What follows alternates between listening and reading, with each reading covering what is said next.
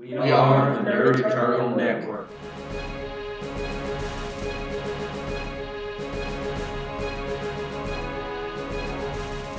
Alright, I believe we're live. Welcome back to episode... Anna had to walk away for just 1 second. Alright, well, I'll just do the quick intro then. Extremely sorry. Welcome back to the third issue of the Nerd Eternal Presents Icons. Joining me today as the Myrmidon is Todd, with Anna and Zach as Launch and Recluse, respectively. And returning from abroad is Sean, playing Professor Putty. Welcome back, everybody. Thank you. Welcome.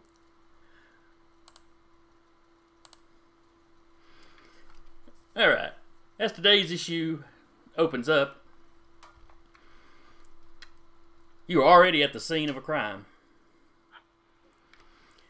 Each of you over the news had seen where there was an attack on a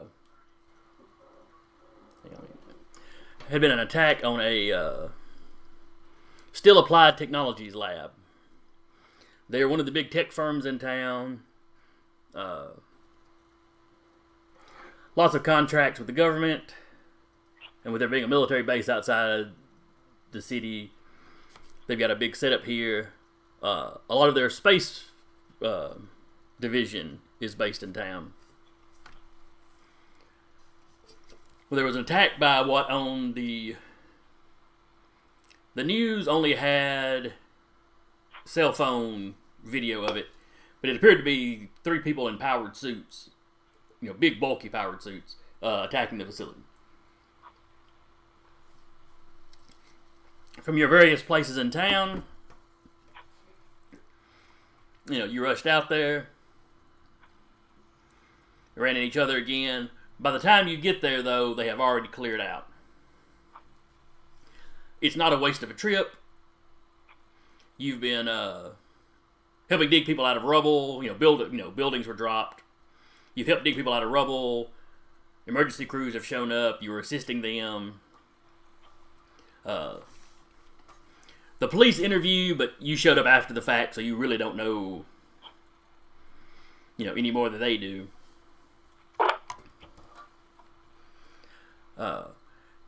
As you're getting ready to depart, a rather fancy car pulls up. A man in a suit gets out, speaks briefly with the police before approaching you.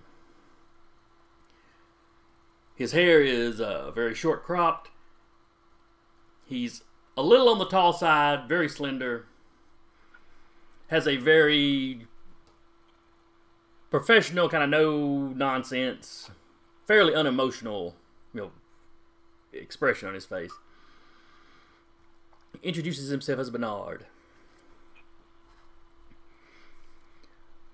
He tells you, "Hello, I work for Mr. Steele, the owner of the facility. He would, if you have time, very much like to meet you." We'd be honored, I assume. I personally would be honored. I assume everybody else will. Oh, excellent. Yeah, I'll do it.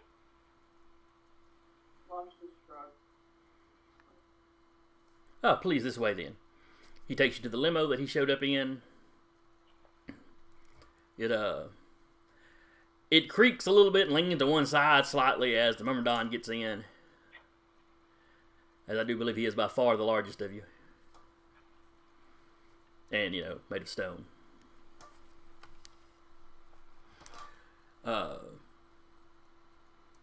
Bernard asks for your names as you're driving along. He tells you he's seen interviews, but, he's just verifying what you like to be called. Sending it along to his boss. But he can call me the Professor. Or Putty. Or Professor Putty, but not PP. The Myrmidon is well known. He's writing all this down. He just kind of looks at you. Yes, of course not. And I say right, he's got a stylus and he's doing it on a small tablet. But So you pull up to one of the larger buildings in town, which is the home office of Steele Applied Technologies.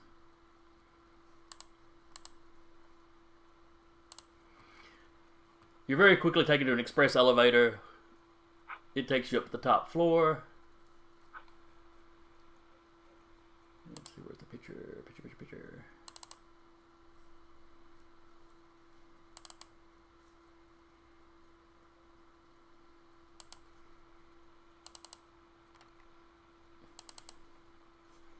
Well, Still on it?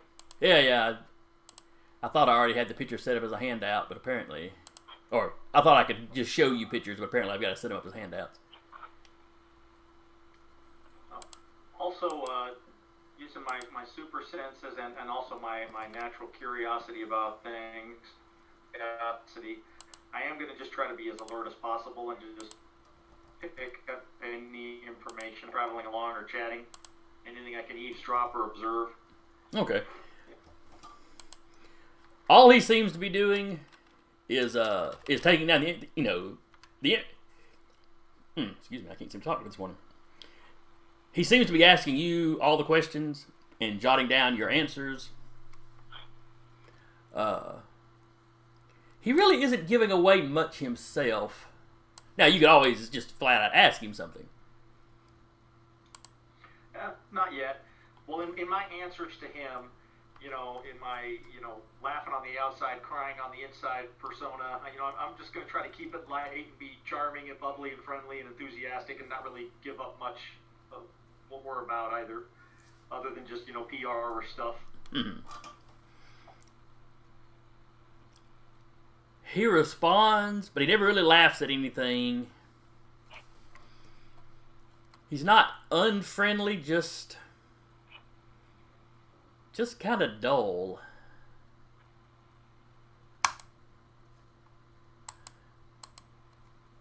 Alright, can you all see that picture? Yes, sir. Alright. Big white room? Yes. Yeah, it's an office.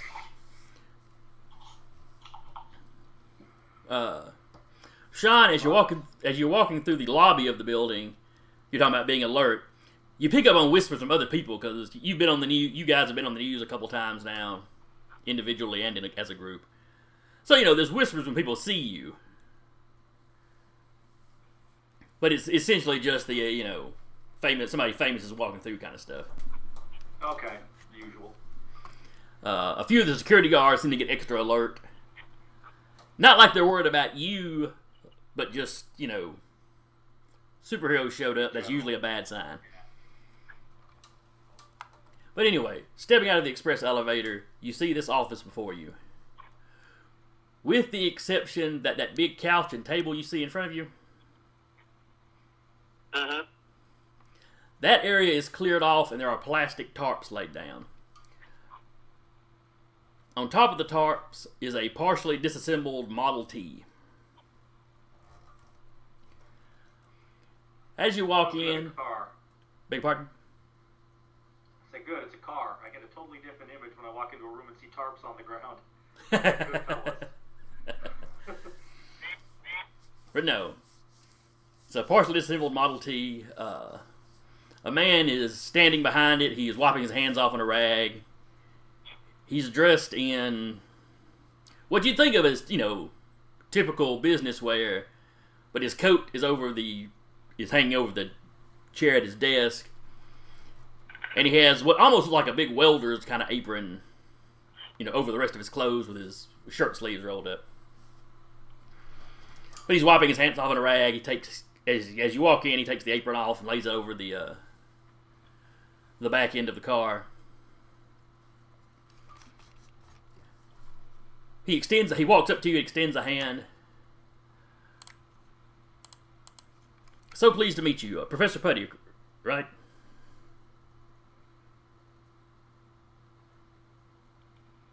I think you're muted, Sean. Oh, sorry about that. What'd you say? So anyway, Sean, he walks up to you, offers his hand. Professor Putty, correct? Oh, I'll definitely reach out my hand and shake his hand. I'll stretch out my hand a few inches farther than a normal hand goes. He breaks out into a grin as he sees it. I'm Fearon Steele. It's a pleasure to meet you. He takes the time to shake everybody's hand, introduces himself to you as a whole. Shakes you by hand, calls you by name, you know. He said, I just want to let you know I appreciate how quickly you showed up to the scene of the attack. You know, it's a shame you didn't get there while the attack was still going on. But, of course, none of us were expecting this. You had to get across town, you know. He asked you if you have any idea what they did at that lab.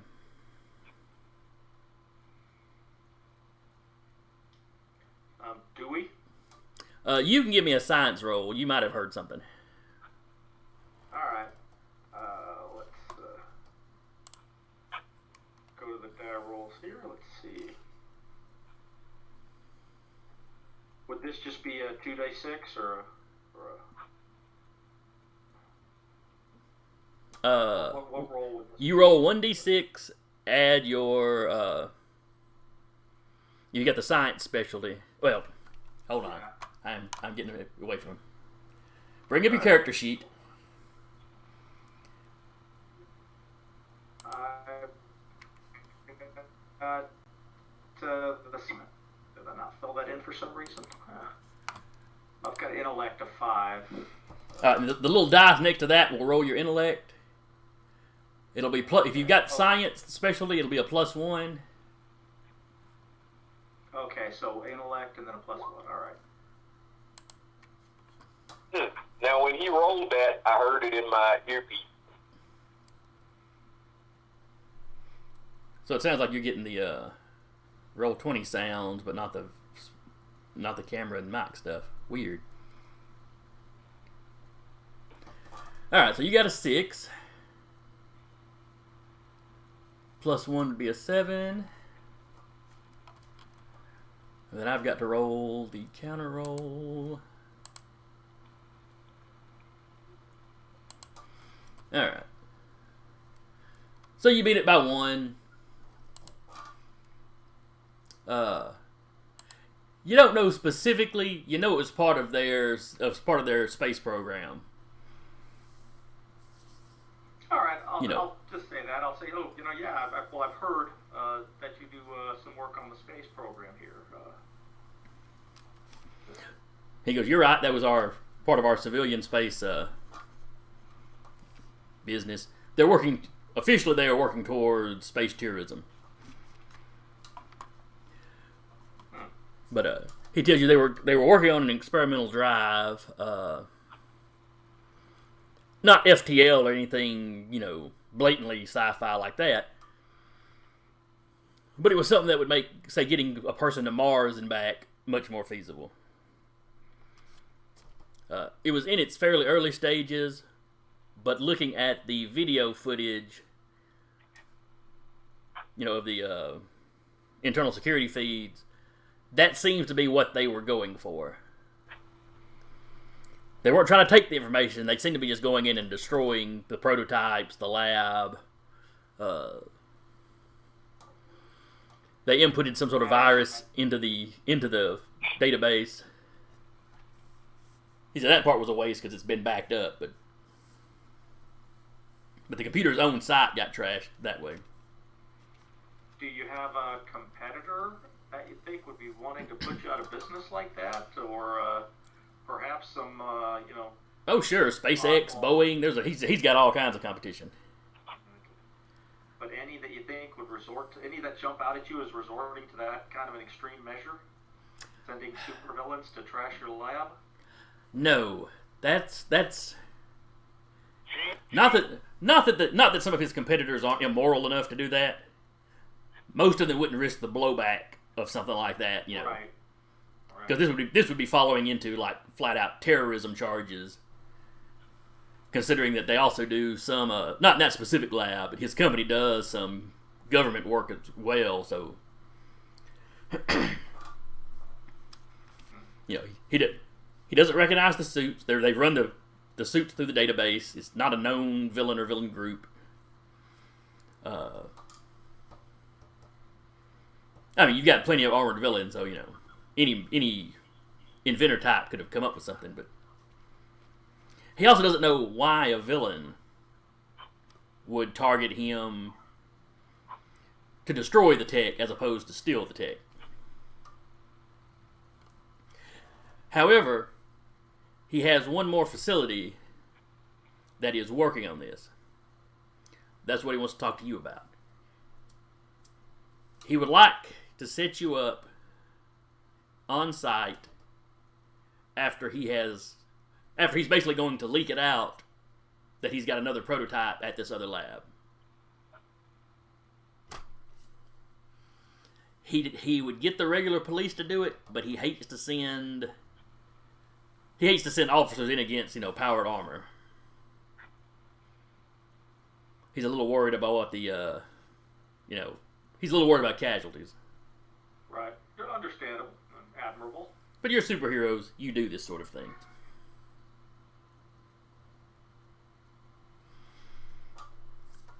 Looking at all of you, he's like, would you be willing to help me? I guess I'll have a quick little confab with the team. I think I would. Oh, by all means. He asked you if you'd like any drink or refreshment.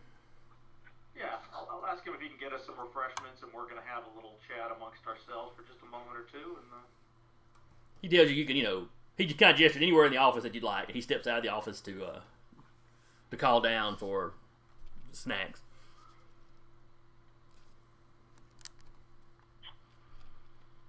All right, confab. Well, any reason we shouldn't do this since this is the adventure? That's one way to at least find out what happened. I don't necessarily like being used in Personal security. but there's no guarantee that they're not going to do this thing again at another facility, and more people might get hurt. Exactly. I don't like working as private muscle for a private corporation, but it does seem to be the easiest way to find the guys doing it, since they're probably going to hit again. So, and I can go undercover, more or less try to make myself look like a regular lab tech and just kind of work there. Plus, that it satisfies my curiosity. I enjoy learning about that sort of thing, and I'll just wait for an attack to happen. So, I'm up for it. Launch, you have any opinions on it?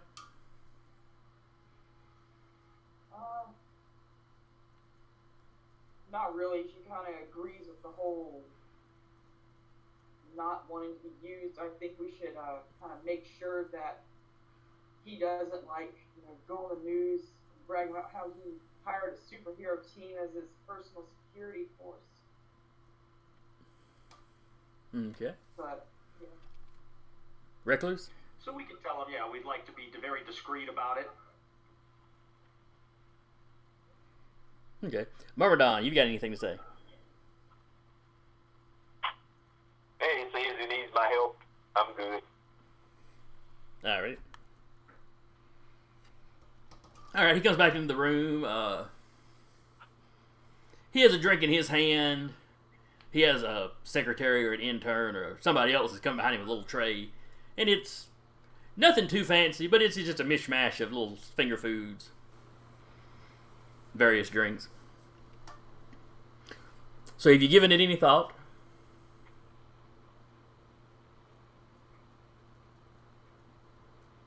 Yeah, we're in. But, Excellent. We'd appreciate if you don't say anything about us on the news after this all settles down. Well, if there's another attack, that will clearly be on the news. But I will simply say that you helped me. That that you were investigating the attacks, and that you came to the rescue. He goes, I can understand if you don't want to be seen as a hired muscle. Yes. Then he assures you that is not how he intends this. Right, or as be seen as an endorsement of a particular private business. Mm-hmm. Plus, if you put out word that we're on the job, it may make the guys less likely to attack, which would thwart our attempts to catch them. So. Oh yes, he doesn't plan on saying anything before. All right, sounds good. We're all on the same page. Let's do it. Okay. He gives you the address of the facility. It's in a slightly smaller town called Rhodes Ferry. It's down a little south of Manford. It's on the same river, but it's on a different side. He has a production facility down there. It is actually where they were making the prototype.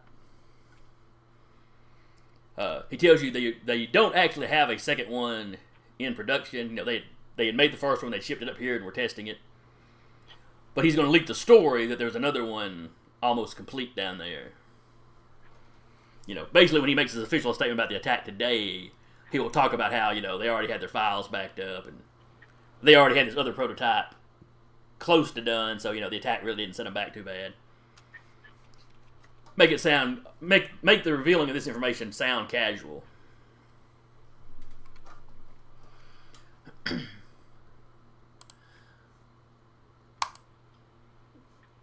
So over the course, let me move the players to a different map.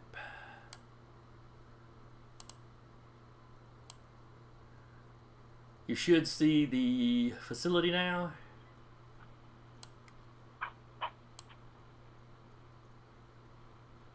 No, I'm still seeing an office.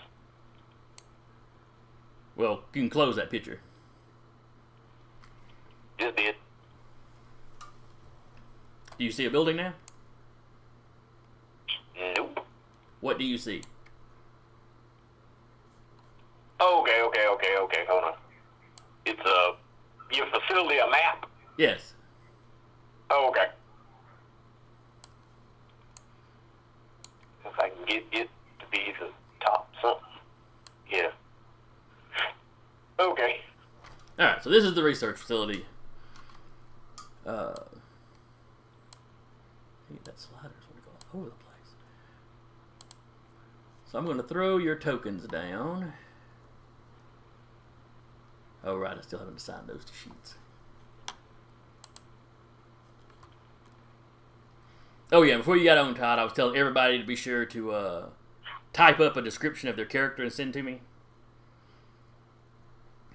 Using, you know, as much or little detail as you want. Just if there's any particular element you want to make sure is in the drawing of the character, if I can find me an artist, just make sure that that's listed. I know you've talked to me and you had to give me a pretty good description of your guy, but...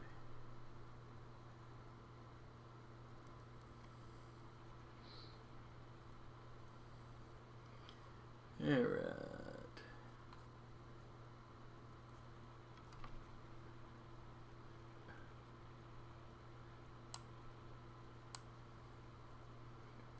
So now I just need to find...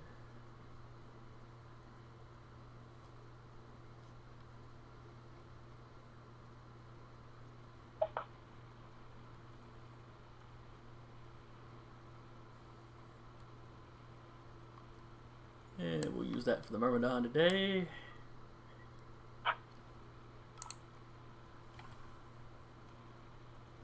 Alright, where are you sticking stuff? Right now, just drop it on the map. Alright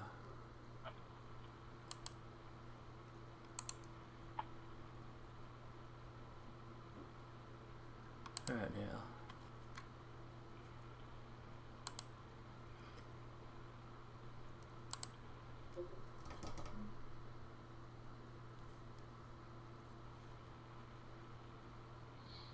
Alright, Todd, see if you can move him around.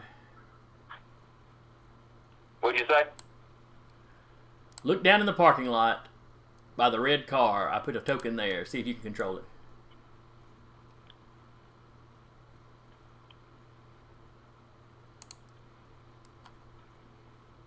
Alright, so that's you.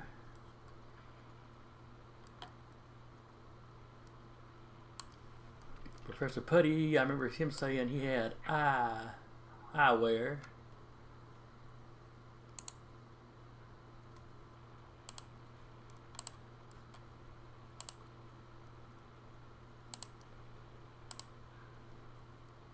All right, Sean. All right, looks like you got a hold of him.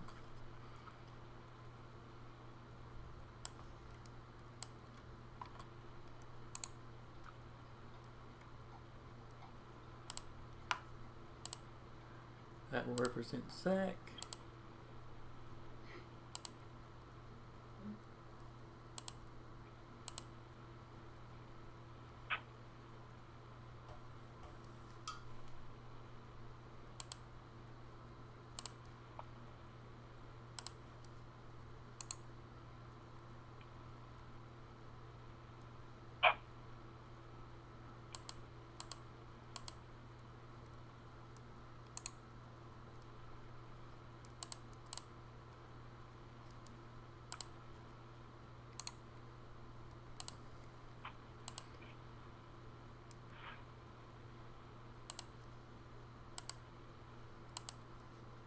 And then I need somebody for launch.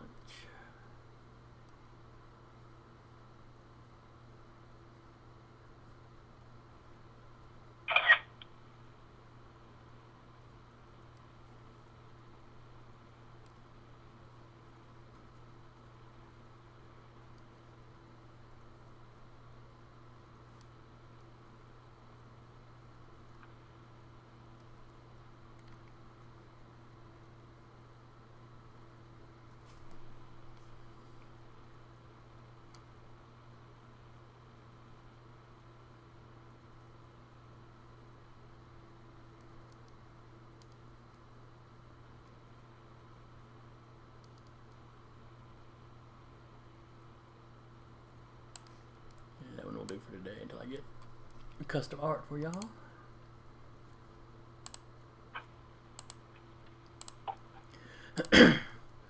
All right, Anna, see if you can move those last two I put down.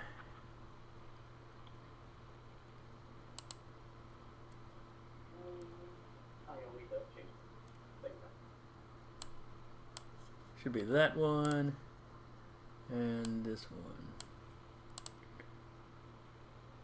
All right, so you can place yourselves anywhere on the map you want.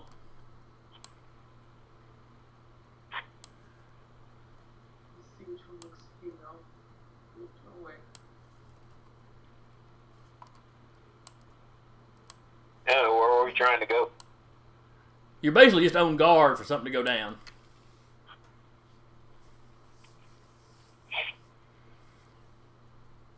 Unless you're in disguise, you probably don't want to be patrolling outside where you can be seen. Is that a receptionist at a desk? Yes.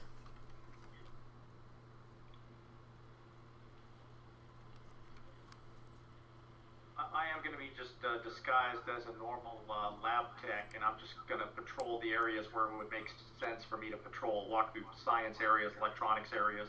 Okay. Yeah, I think I would be disguised to look like a lab tech as well. And who's talking as who's? The yellowish one's mine.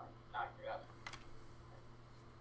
Yeah, Recluse is pretty much gonna be just lurking ceilings. Going to be what now? Lurking along the ceilings. Alright. The staff here has, of course, been told what's going on. They have instructions that the second anything starts to go down, there's a safe room for them to get to.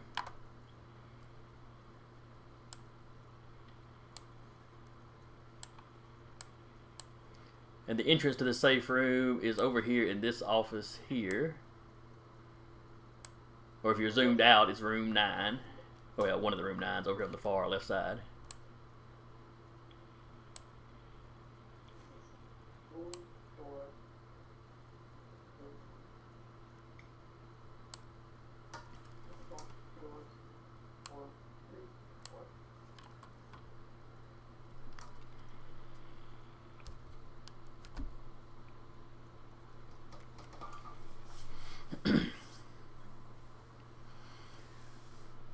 So it's been a day or two. Nothing too exciting has happened. Todd, is the Myrmidon in full outfit? Yeah, that's the only way I come out. Okay.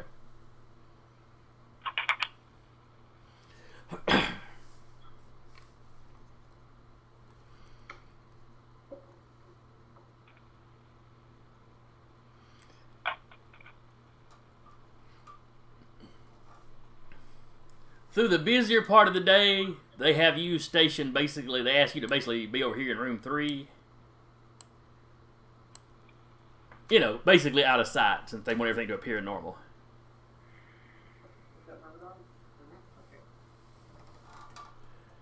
Yeah, but why would I do that? Well, there's a pretty girl there. Because the enemy might not show up if you don't. Again, why would I do that if there's a pretty girl there? And they only want you to do it during the busy part of the day. Eventually, you and the staff come to a compromise, and she just comes and checks on you periodically.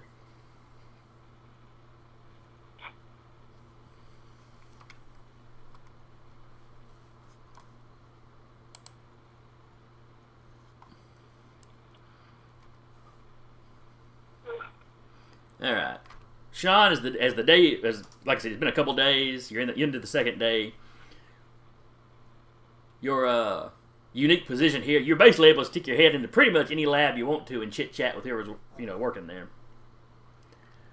Good. Anything I can find out of interest? Oh, some of the stuff they're working here is pretty neat. There's a few things that they shut off. A few of the scientists, as soon as you walk into a room, they shut off their computer monitor. But they tell you they're working. Some of their work is classified. Right. So. Understandable. But they're not restricting you though. They give you a little lanyard with a key card, and it gives you access to pretty much anywhere. In case you have to get there quickly. And obviously, I'll try to stay as close as I can to the areas most likely to be the target. Mm-hmm. That would be that circular area you've put yourself in. That is really where the main labs are. A lot of the outer area there is the office space.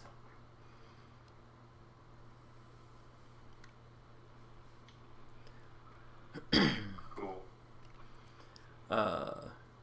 Recluse, the staff tends to avoid you. That makes it so much easier to raid the break room snack bar. So Recluse is fine with this. Yeah, they come in, they find you on the ceiling eating their snacks. You hear a few people complain about their lunches missing. They're giving, and they immediately look at you, and then quickly away. Somebody ate my lunch. The lunch missing, like the dog or your kid missing, it'll be fine. Eat half of it and put it back. Okay, I'm not evil. Ethically dubious sometimes, but not evil. I was about to say, you eat half the kid and put it back? Ew.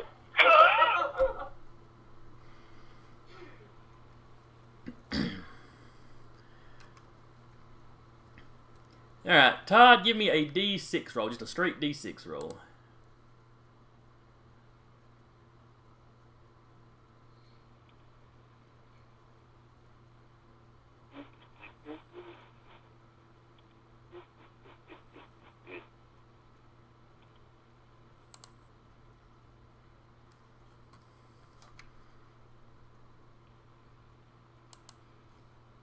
I got a 5.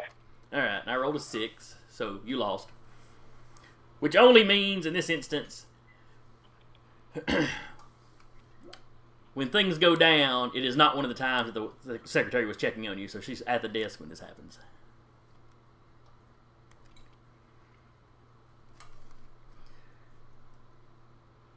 You're sitting there, reading, flexing in the mirror, whatever it is you're doing to pass the time there in room 3. There is a quick alarm sound. Mm-hmm. It's kind of that, kind of repeating. It only does that about twice before you hear the sound of metal tearing and glass breaking coming from the reception area. Okay. All of you hear the alarm go off. Recluse, you're close enough to also hear the sound of glass shattering and all that from the front up here.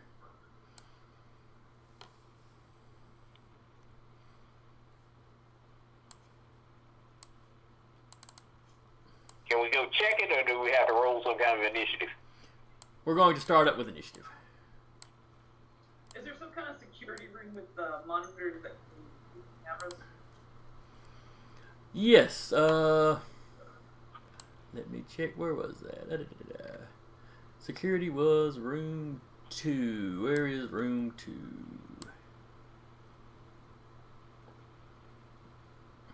Behind the reception. Oh yes, there it is. Is that where you would have stationed yourself? Sure.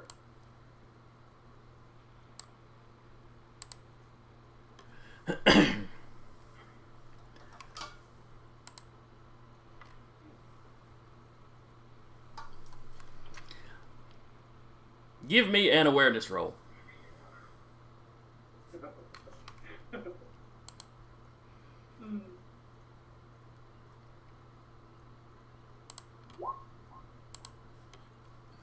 Not bad, all things considered. Bad reception. You just happen to be looking up from your phone when you see this hovering ship basically uncloak in front of the parking lot. It's it's roughly the size of like a U-Haul truck. You know, it's got wings, they're a little on the stubby side, and it seems to be hovering, you know, in place without too much difficulty. As it decloaks, the side door opens up, and you see 3 of these armored figures step out.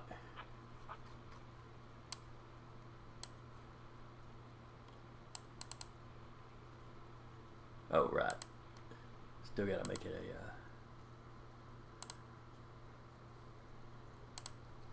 Still gotta make it a handout. Hang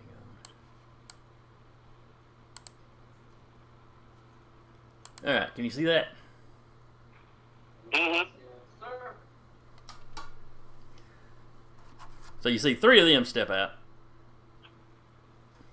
They hop down to the ground. The crashing you heard is when they go through the revolving door. They just kind of tear it off its hinges. You hear them, you know, the glass in the door shatters and the metal's all crumpled up. Do I have access to an intercom or any kind of like, you know, to let everyone know they need to go to the safe room? Yes.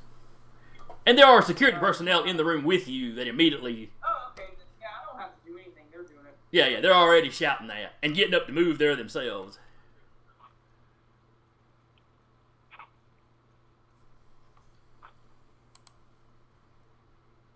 Alright then. I'm go round. Can I Alright. move my icon or do I need to wait? Not yet. We're gonna go ahead and roll initiative right quick. I would like to move out here, heading towards the reception area. Right, her. Ah, there's the turn order. Alright.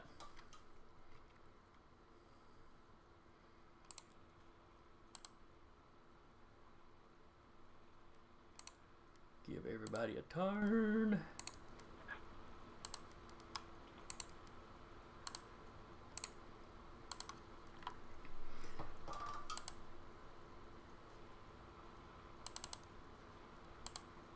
Alright, everybody give me a coordination roll for initiative.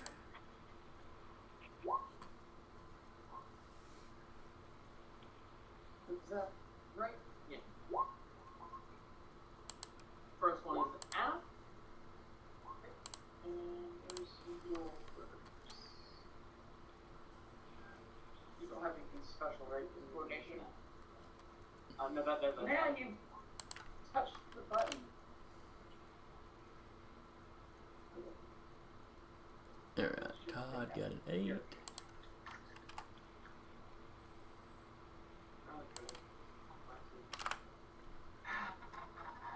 Just close it and reopen it. Alright, problem with the character sheet. Sorry about that.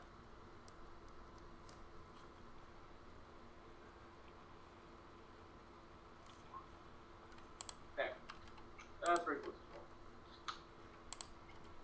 Alright, so that one was Recluse. I'm Alright. gonna roll a 13.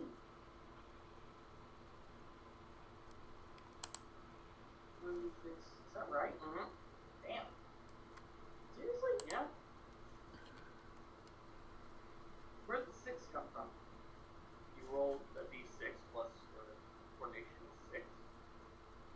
Okay. I love you.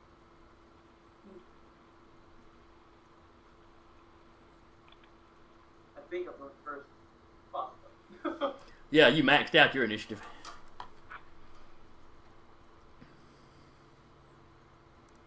All right. So you had stepped out into the hallway.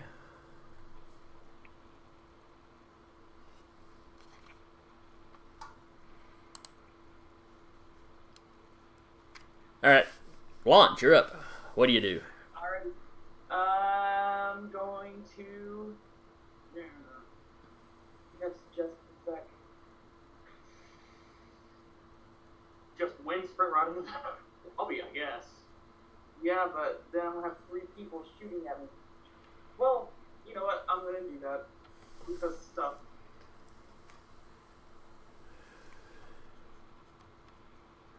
Stop right there. All right, going from that room to the hallway to here. Well, I don't reckon I can attack, can I? I don't really have too much attacks besides jump at them. Let's see. It's been a minute. Yeah. well, you know, you've got like a 5 or 6 strength. Yeah. You know, you're Captain America strong anyway.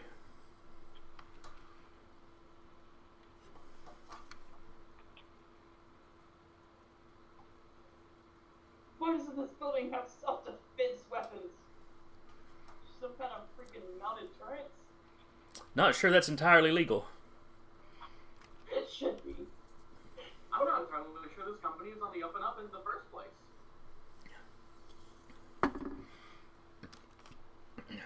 That's merely you suspicious of big business.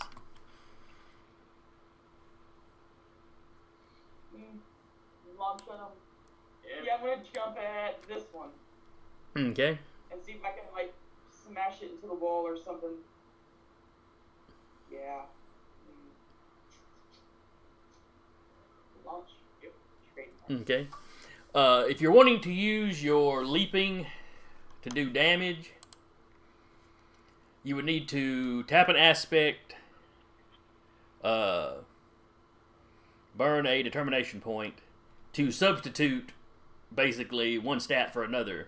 Okay. I see. Then I'll do that. Okay.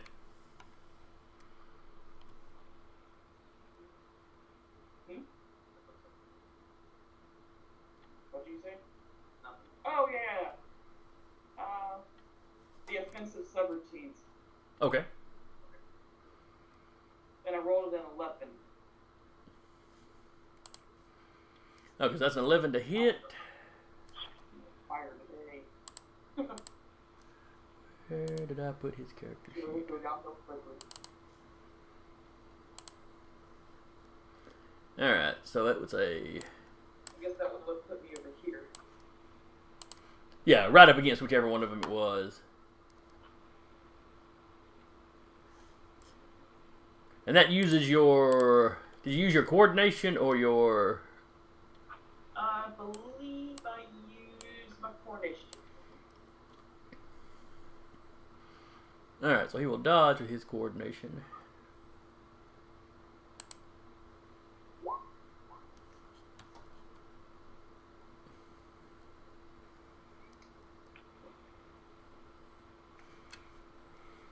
And he ducks to the side.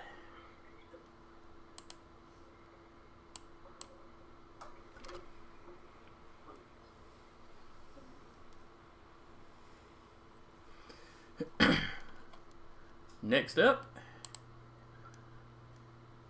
Sean, you hear the alarm start going off. You hear the security personnel come over the PA. Obviously, I'm going to head there as quickly as possible. You know, make my legs a couple feet longer and run there really fast and huge strides. Try to get there as quickly as I can. All right. You can arrive down here this round, but not... You can get there, but you can't get there fast enough to take an action this round. Okay. So you can choose to just walk on in, or you can stop at one of the doors and kind of wait until your next round to actually kind of bust in where you can do something. Yeah, Yeah, exactly. Once I get there, I will assess the situation and yeah, hold on and wait to bust in at the best moment. So you can move your token down, just wherever it is you want it to be standing. Oh, sorry. All right, let me. All right.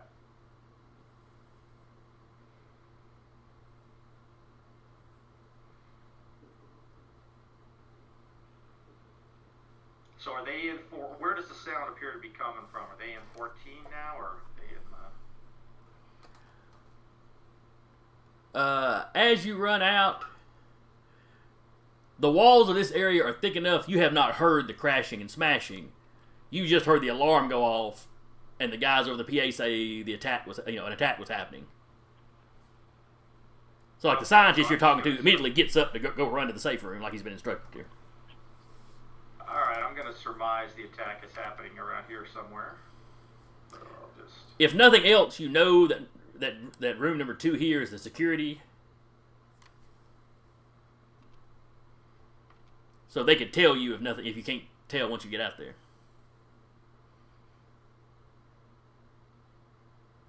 All right. Well, hold on. Okay, so from where I was at, I could get to 2 really easily. Yes. Yeah. So, all right, I'll go to 2, and although you'd think we should have thought ahead and got comms, but Well, I didn't think about it. None of y'all thought about it, so yeah. So we should have asked for radio headsets, but that's okay. I will go to 2 and get an update then. What the heck's going on? Okay, 2's right here. You jumped into 1. Okay. You run in. The one of the security guys in the room looks up as you come in.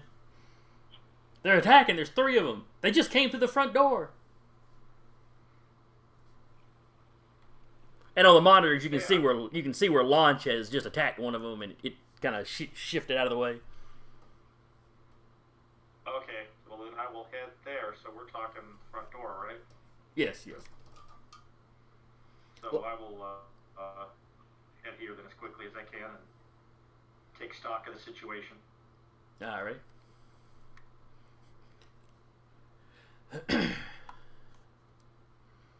Next up is this baddie here.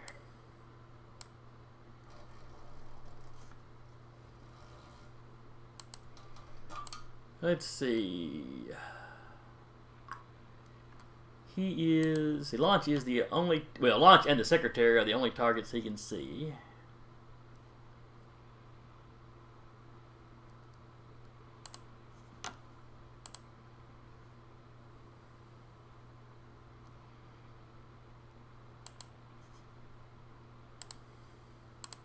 So he is going to take a shot at Anna.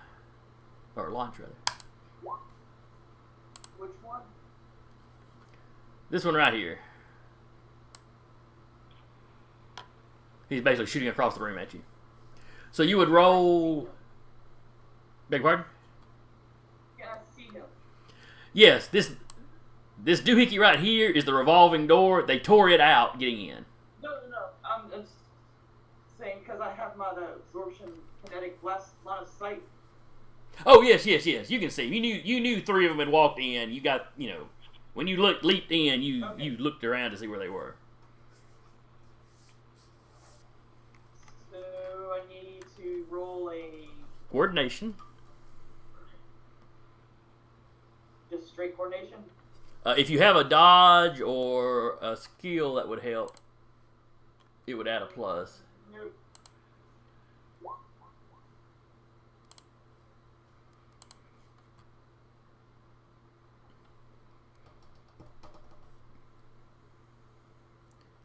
Alright. You see him bring the barrel of the gun up. You kind of duck down low. It seems to just fire 1 projectile. It's not like it's going, on semi-auto or anything. But let's see. You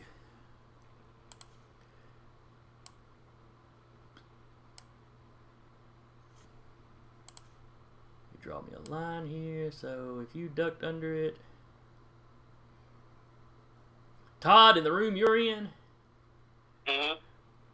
something goes zipping through, leaving little holes in the wall. Holes about yay big No around. bullets. Well, you can't see because your camera isn't working. Holes as big around as a decent sized cookie. Big around as a what? As a decent sized cookie, you know, like a Chips Ahoy. Oh, okay. There's leaving holes about that big around. I held my hands up, and then I remembered you couldn't see them. Yeah.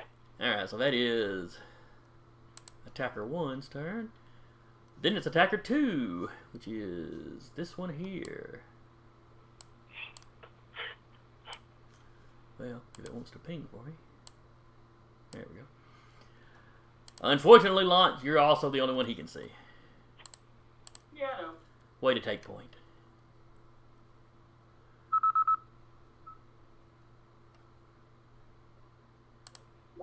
So give me another coordination roll.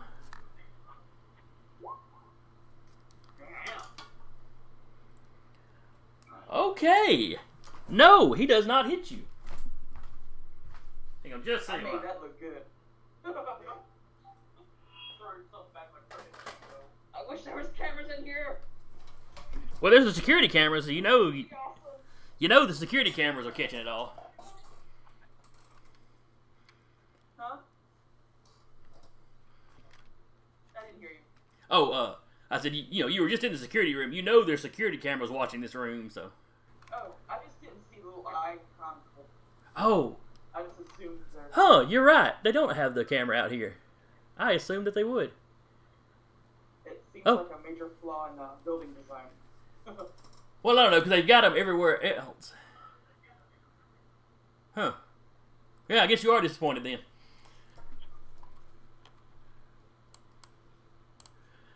Alright, and after him... Todd, you're up. What does the Myrmidon do? Well, if there are projectiles flying through the air, I go in here to check and see if, my playmate's okay. And if I'm seeing the weird things, I go beat the living hell out of one of them. Alright, pick one. Yeah, the one that's closest to me. Alright, so this one right here? Yeah. Alright, Yeah, take a swing. that works.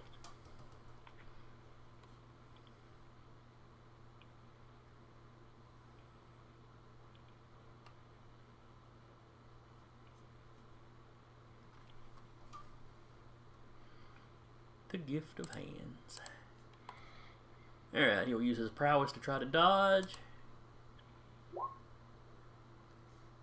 And he fails pretty good.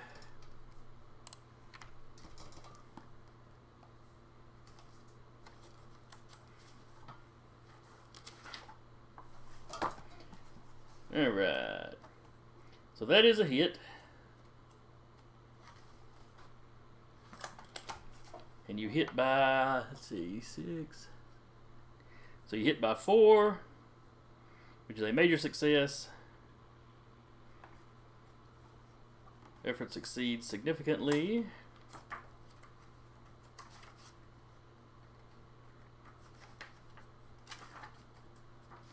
Which if I'm not forgetting, because you do bashing damage, which means that should be... Learned growing up. The drugs are bad. Like, really, really bad.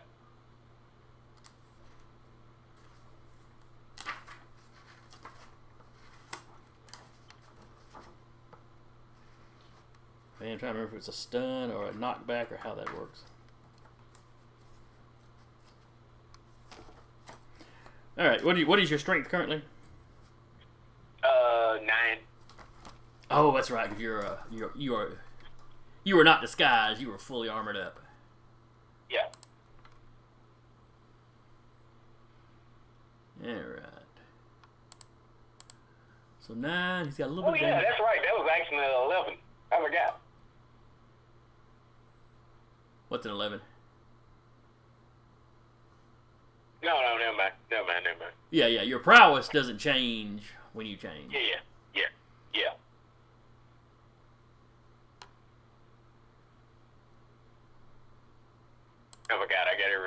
it in where I clicked. No, man. But yeah, my strength on that. Alright, you clock him. The chest plate on the suit just kind of crumpled around your hand. His buddy back behind him has to duck as he goes flying back out through the door they just smashed and out into the parking lot.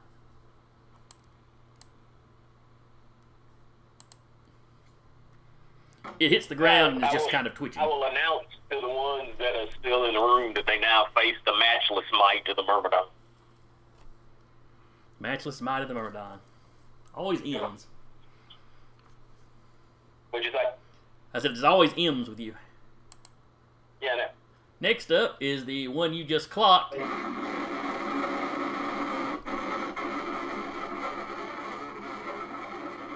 Okay, somebody's giving us a lot of feedback all of a sudden.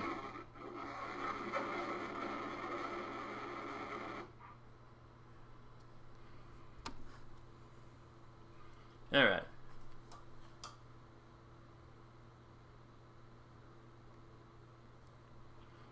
Okay, so the one you knocked out there is just laying there kind of twitching robotically.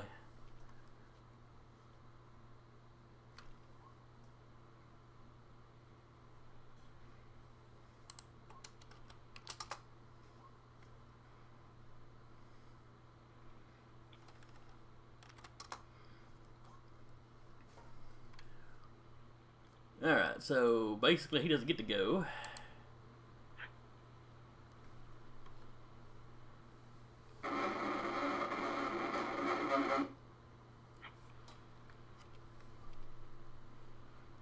It is now Zach's turn, or Recluse's turn.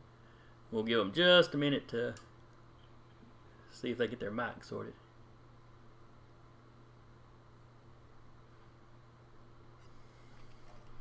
Apparently the dog attacked their computer. Yeah, I saw.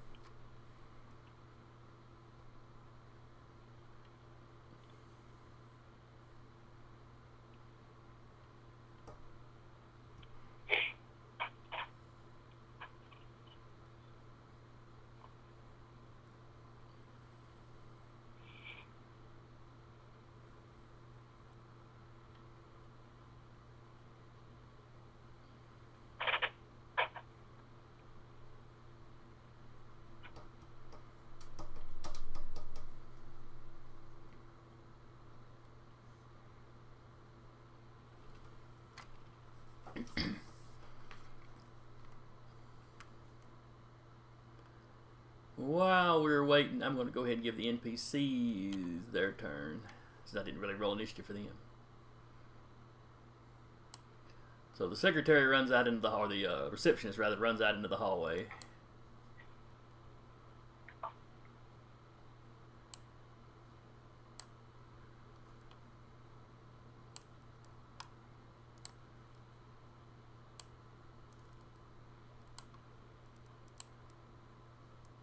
And the scientists all begin abandoning their labs.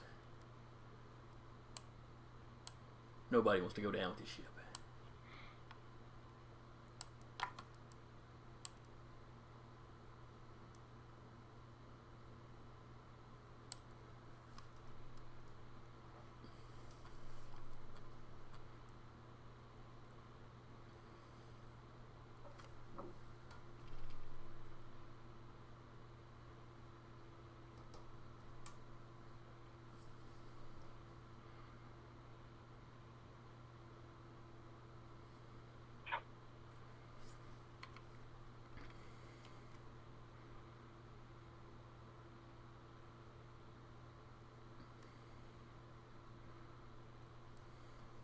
Yes.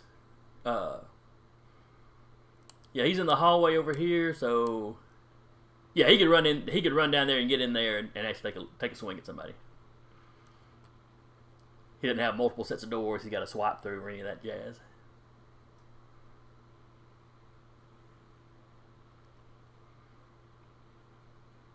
All right, so Recluse runs into past the cautious Professor Putty and into the room.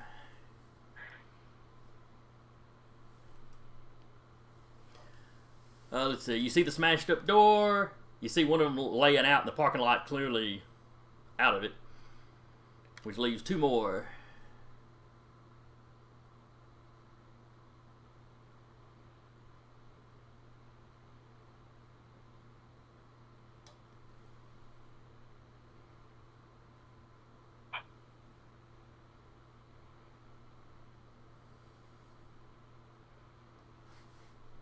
Web spray the one on the right. Alright, so this one.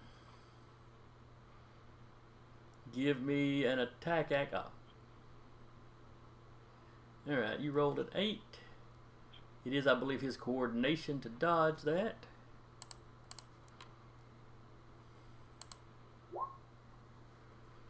He did not. So you made it by 2.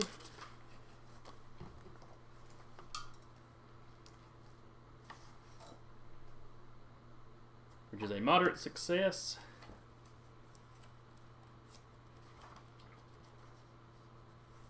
Can you hear us? Yes, I can hear you now. Are you hearing anything? I'm hearing y'all. Can y'all hear me? Son of a to your ears, Zach. Jesus. Can you hear us? Yes, can you hear me? Yes, sir. Alright, excellent. Alright, so you hit him with a moderate success. And that is part of, the webbing is part of the swinging power? Yes, sir.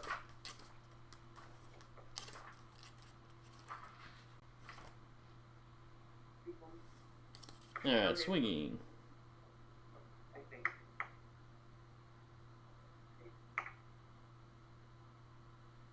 Sorry about that. Oh, it's no problem. Should've left this one gap. He didn't mean to. Yes, he did. He did it intentionally. Because you were paying more attention to the computer than him. Yep. Very cat-like, too.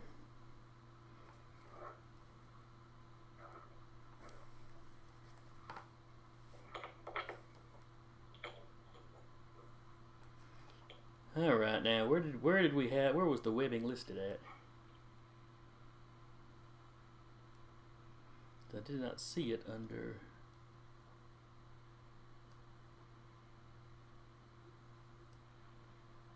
Binding, that's what it was, alright.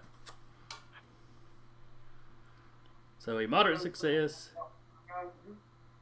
Okay, so you managed to catch one of his legs. You have achieved a partial hold, which means the target can perform actions but at a -2 penalty and can't move from the spot. If you were to do it again next round to get another moderate, it would bump up the severity until eventually he'd be immobile like you did with Skyscraper in the first session. So for right now, he can't move around, but he can still sit there and shoot just with a penalty. I'll accept it. Yeah, let me put a... What was the marker that I was using? Ah, yes, the actual webs. Slap a web counter on him. And that will be Recluse's turn. And then I believe we are back to the top of the order with Launch. Is there... Well... I almost feel like I should have let that last guy hit me with his shot.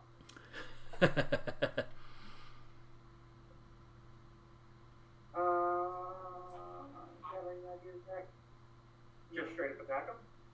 Well, I mean, you're still pretty strong. You're not superhuman strong, but you can still try to knock him around a little. You are still Captain America, comic book Captain America strong.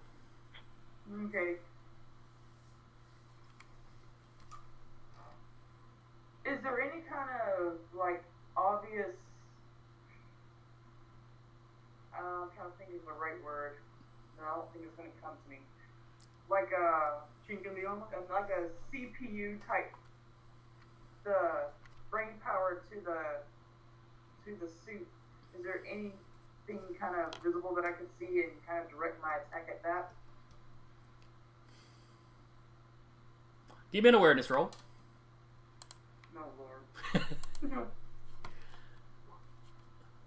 Roll the dump stat.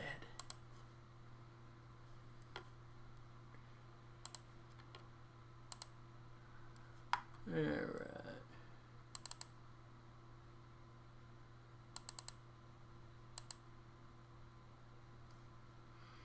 Alright, so the short answer is no. This thing seems to be pretty well self-contained. Okay, then I'm just going to punch it. Alright, the one that's webbed up or the other one? The other one. Alright, ready?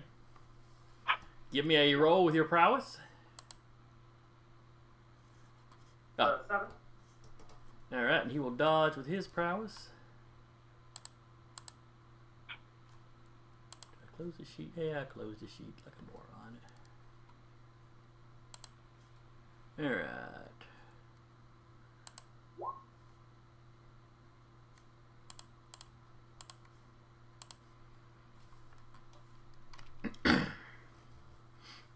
So he kind of brings his gun up, and kind of catches you on the side of the arm and moves it to one side just enough that you miss him.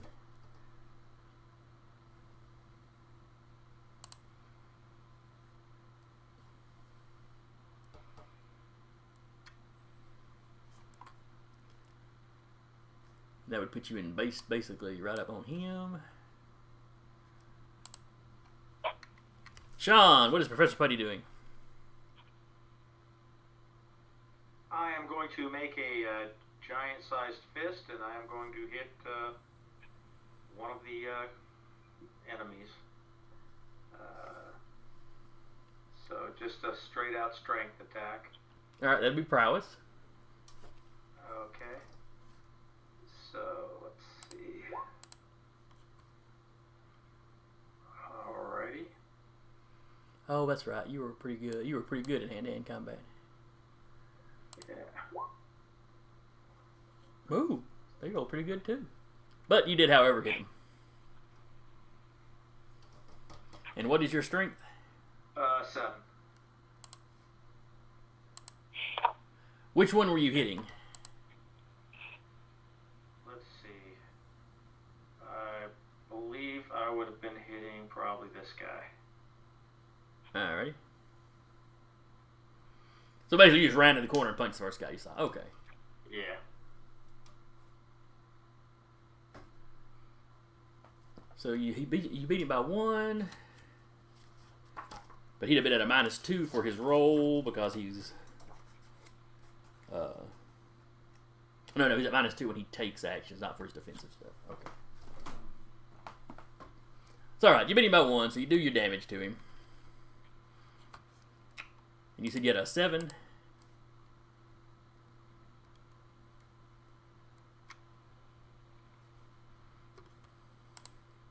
Alright, you crack his faceplate.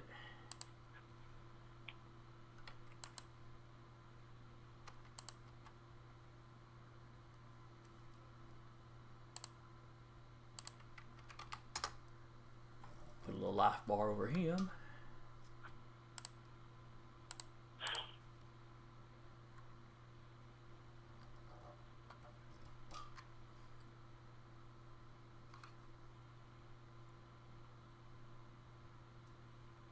Alright. So he is still up, but you have, like I said, you can see with the faceplate is a little cracked up, so you have definitely damaged him. Oh, I didn't put quite the right amount on there. There he is. Alright, that's right.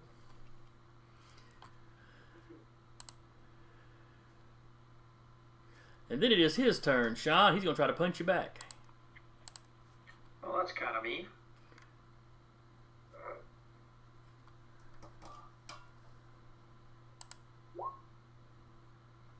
Alright, so give me a prowess roll to try to dodge it. Alrighty.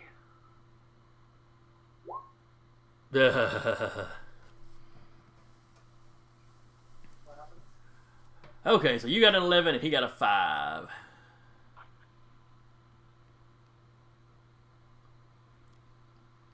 So he missed by 6.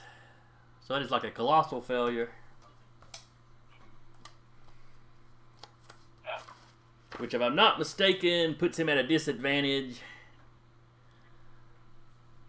So basically, the next time you try to punch him, you're at a +2 to hit him. Awesome.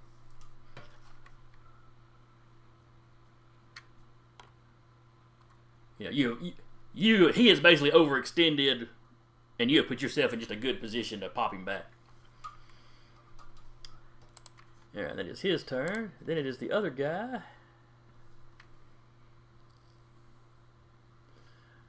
And launch is right in front of him, so he'll take a swing at launch. What do I roll? Prowess.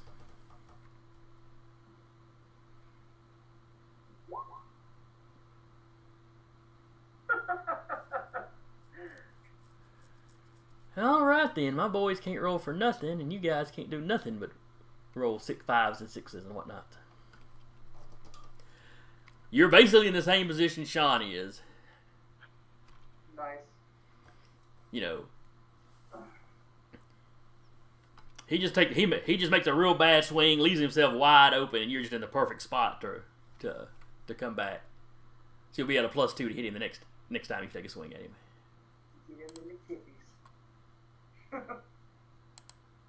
Myrmidon, you're up. Who's left? That guy there. Did you say they came from a ship? Yes, out in the parking lot. Can I see the ship? Give me an awareness roll.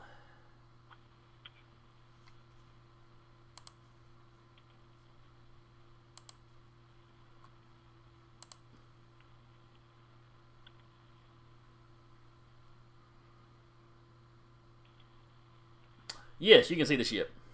It is starting to recloak, but you can still see where it's at.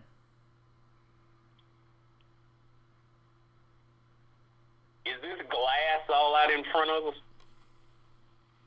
Or was that wall? This right here is wall. This center part here was where the revolving door was, and that's all cleared out now. You know, they crumpled the door as they came in. Have they got these guys pretty much handled? It's looking like it, yeah.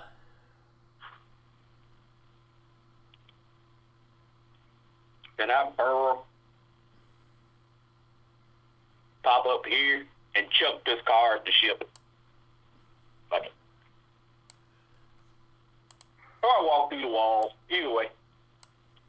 The burrowing would probably cause less damage. Okay. Then I burrow, pop up by that car, and I chuck the car at the ship. Alright, so you snatch up the car. Give me a... It'd be coordination because you're throwing something.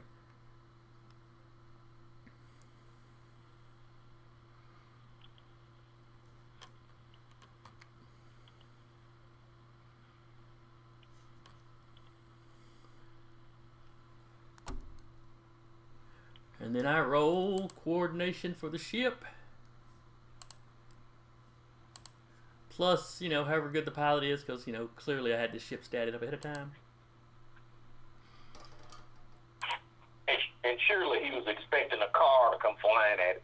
Surely, You know, from surely. the side out of nowhere.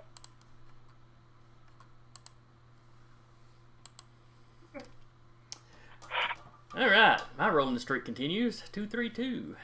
Or 4. I'm not complaining. You wouldn't. So you pick up this beautiful high-dollar car. Mm-hmm. I mean, just a pretty machine. And you just chunk it two-handed. You throw it like a dart. It goes right into the side doors where the ship would open up and drop the troopers off. Well, the doors hadn't shut yet. So the car winds up lodged inside that as the whole ship basically veers off and crashes. Hello, I'm the Myrmidon. I made a roll. Don't let that intimidate you.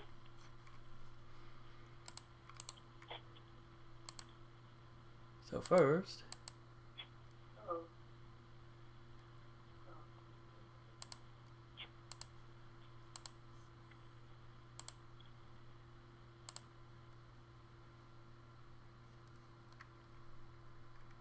can you guys see me and hear me?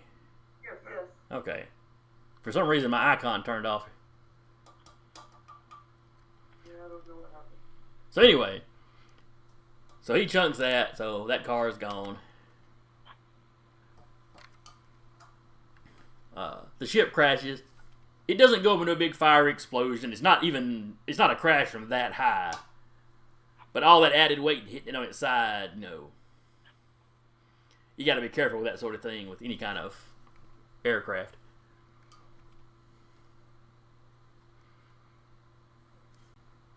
And then next up is the dead one again. Let's go ahead and delete him. Well, not yet. We'll leave him. And then it is Recluse. Alright. Yeah, I'm just gonna. Recluse is just gonna leap on top of this gentleman right here, leaping wildly. Yeah, you deserve to get it. That's enough. Nice. Alright, so you leap on him, screaming at the top of your lungs.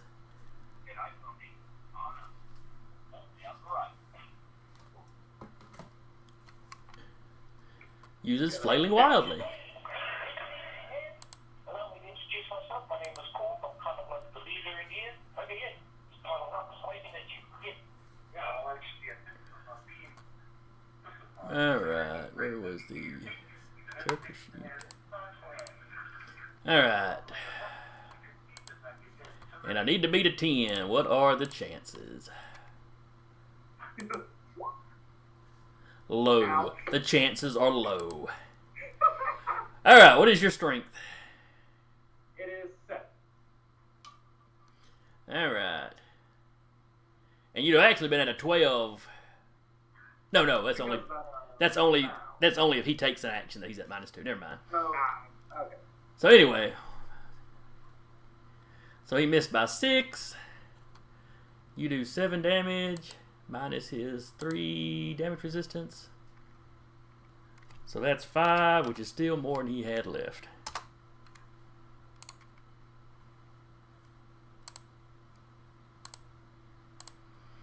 So you jump up there and you cave the head or helmet or whatever it is. You just kind of cave it in with repeated blows. I'm fairly certain I didn't kill him, but just in case I did, none of you guys saw me.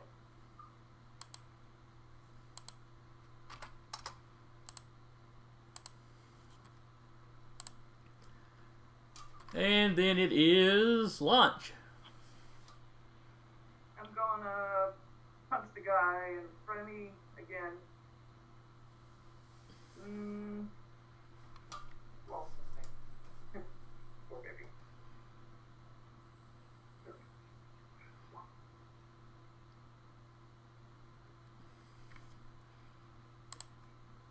And Alright. He's managed to dodge you so far. Can he keep it up? well, he has that -2, so I kind of doubt it. Oh, that's right. You're actually hitting him with an 11. Which means he missed before.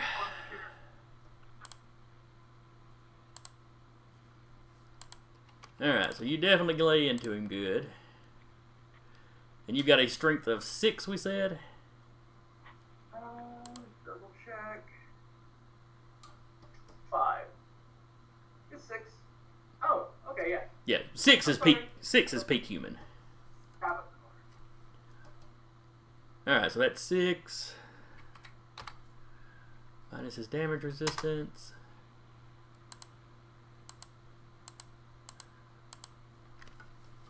So yeah, you lay a nice hammering blow into that chest plate and you feel it. It doesn't crumple in all the way, but you definitely feel something in there give. And it goes kind of stumbling back half a step.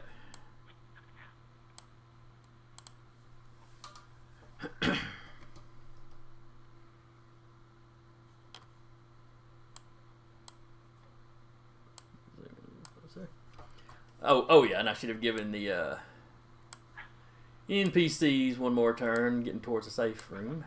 Though it does not look like the intruders are going to get any further than the lobby. Because you're spoiled sports like that.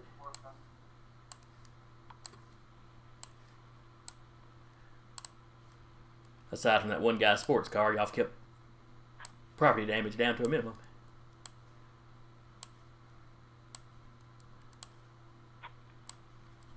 Man, omelet and eggs, man. Omelet and eggs. Uh-huh.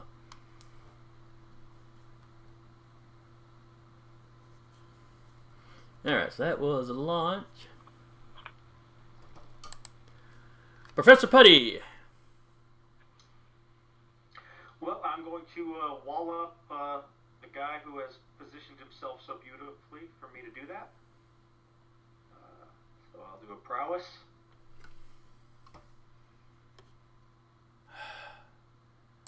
Come on, guys. Come on. Somebody roll a 1. That's beautiful. Hey, at least he rolled decent. He's got a -2 though, right? So. That was just for Oh, just for hitting. Okay. well, that was just for launch. Oh, okay. The one you had hit before that you had the minus on, Recluse took him out. He's out. Okay, this is a different guy. Okay. Yeah. But that's still you beat him by 2, so that's still a good solid lick. You do your full damage, which we said was a 7. He's got a 3 damage resistance, but even with that, he goes down. Yeah, you knock him a few feet back into the parking lot, and he just kind of sprawls out. Was that a bad guy with the weird glasses thing? No, that's Like just disappeared. Oh, he slid up. He slid up into the same square as. I'm trying to move him. Okay. But yeah, you mentioned that, and I looked up, and yeah, he was gone. I was like, uh-oh, did I delete a token by mistake? It's all right. You lay the last of them out. The ship is laying over there in a hunk in the parking lot on top of some other cars. I'm going to go back to the security office and make sure there's no one like coming around the side doors or whatever. All right. You run in there. Give me an awareness roll. My best one.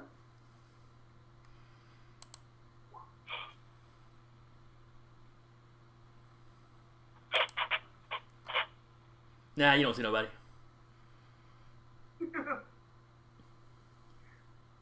While I'm in there, can I like plant a bug or a virus in the system to kind of keep me updated on what's going on in the building after we leave? Ba-da-ba-da-ba-da. I create myself a back door or whatever. You have got some sort of technology skill, don't you? I'm sure do. Yeah, give me a. What was that? I'll burn a determination point if I have to.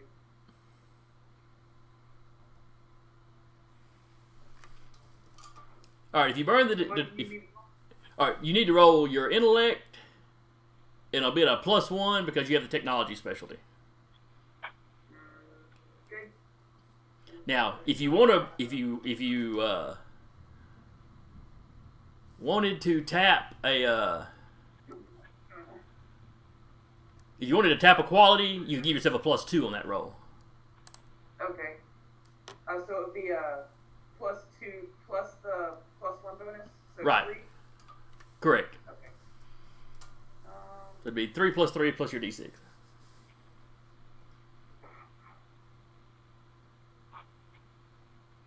And I assume you'd be tapping your ETAI for that one.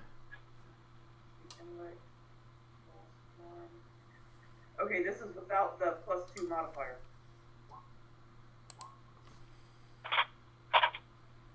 That's a 10. So actually a 12. Now let me roll for the security. Because, you know, this place has got decent security. Yeah.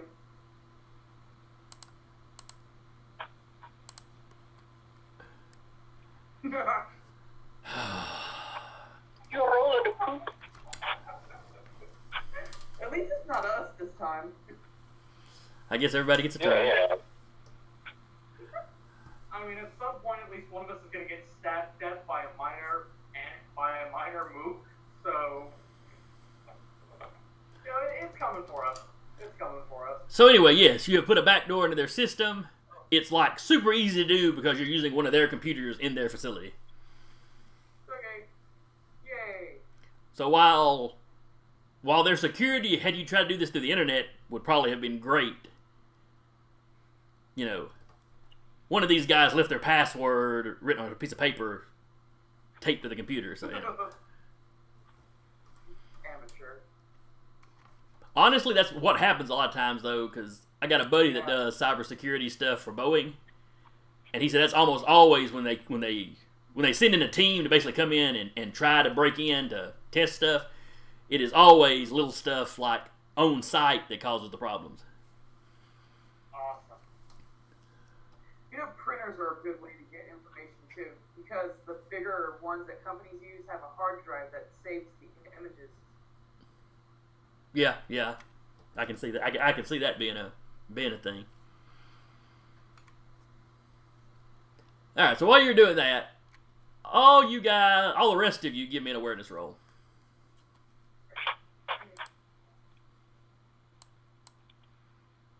Against a very low difficulty. Oh, nice.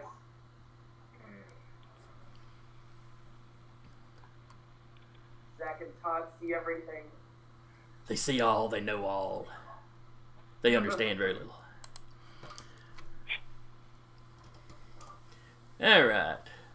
Remember, I am freakishly aware. Yes. You are supernaturally aware, yes. Yeah.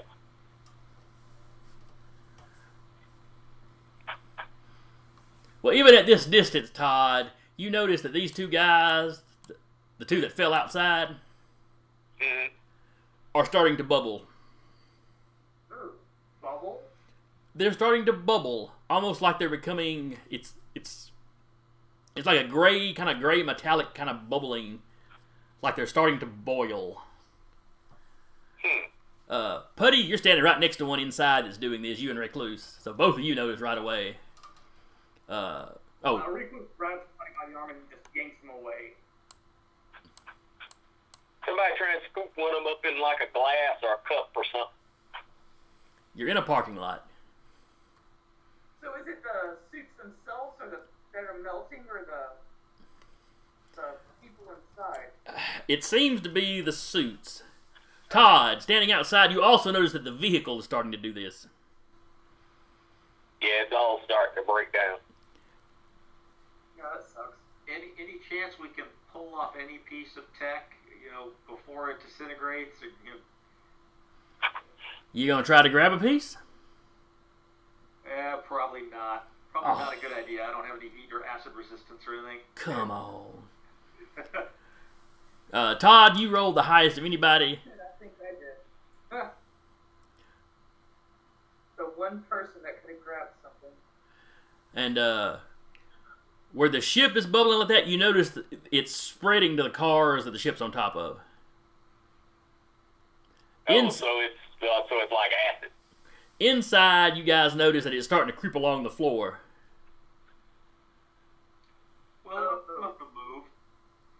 I suggest we step back. Recluse jumps up onto the ceiling. This one here, while it's creeping along the floor, you also see it going up the wall. Oh, come on, this ain't fair. Is this another villain? I'm wondering if this is like a living ship or something. He's all proud of himself over there. Roll me anybody that's got the tech skill. I think I do. It's starting Not- to sound like nanite. Or science. I've got science. Not launch though. Launch is oblivious to this. Okay, yeah, that's right. Because you didn't see nothing on the monitors. I got an update. So would that be like intellect? Or Yes, yes, it normal? would be your intellect plus 1 for your science. Okay. Or did you have multiples in science? Let me look at your sheet right quick. I think I have multiple. I'm not sure. I think for some reason I didn't get that one filled in. I need to. Yeah, you typed it in, but you didn't put your ranks. And yeah, you may have taken more than one because you should have more than one specialty. So you may have taken multiple ranks in it. Yeah. So I'll crunch the numbers on that later, get that filled in. But We'll say you've at least got a +2 because I'm sure you put at least 2 in there. yeah, let's say that that's probably right, at least.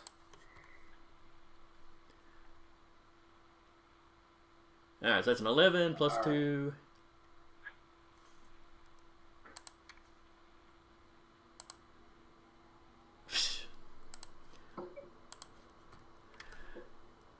You realize, and I think Todd over the phone mentioned this a minute ago, but I'm not sure anybody could hear him. You realize these things are basically gray gooing. It's some kind of nanobots are just breaking down everything around them. This could potentially be very, very bad if it continues unchecked.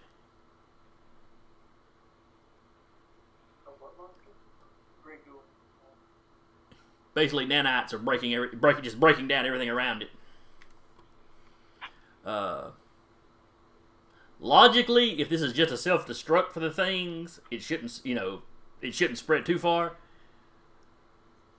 If there's not some sort of limit built in, though, yeah, it could just keep turning more and more stuff. Anybody got electrical powers or fire, acid, or anything we can do to short these things out or destroy them? Maybe we should start letting the people in the building, the security teams know, say if they've got anything with fire or electrical to try to use against these things. Yeah. Where are the security personnel? Are they all fled?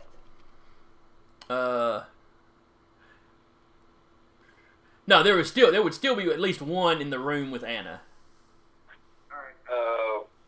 Jason, are there any power poles outside? Light poles, that kind of thing? In the area? Yes, Todd, there are power poles outside. Sorry. Hey, we'll rip one down and bring the wires over. Hold on, I got 2 people talking at once. Todd, what were you saying? I'll rip one of the light poles Uh-huh. and get the wires from it. Basically trying to electrocute the 2 that's out there, and if that works, then I'll try and electrocute the ship. Okay. Give me a coordination roll to make sure you can do that without shocking yourself. Now, Anna, you were saying what now? Oh, the security personnel that's in the room with me, would he have to notice what's going on up front? No, you ran in and took over the computer. Huh? You ran in and pushed it away from the monitor and took over. There was another security guy in here with me. Uh-huh. Does he have a higher awareness than I do? Well, he'd about have to. Yes. He's got a slightly higher one. Let me roll, see if he noticed anything. Huh, no, he didn't notice anything either. He was too busy watching you.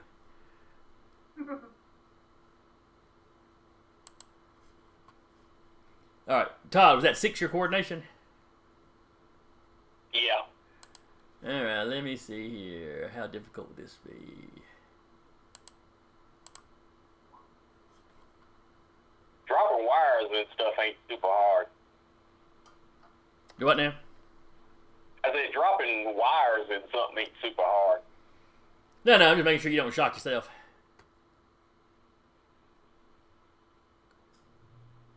Just say you missed by 1.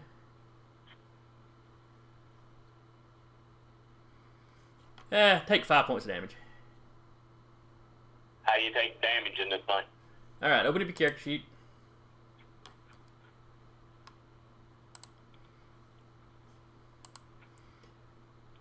And where it says stamina, Yeah.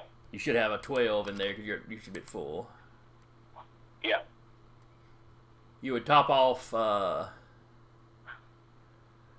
much damage resistance do you have? It's your alternate form ranks, isn't it? Yeah. Oh, never mind. You got a 5. You take it. It doesn't. It's not actually enough to hurt you. Okay. It feels unpleasant, you know. It feels like you bumped up, like you brushed up against an electric fence or something, but it's not actually damaging you. Yeah.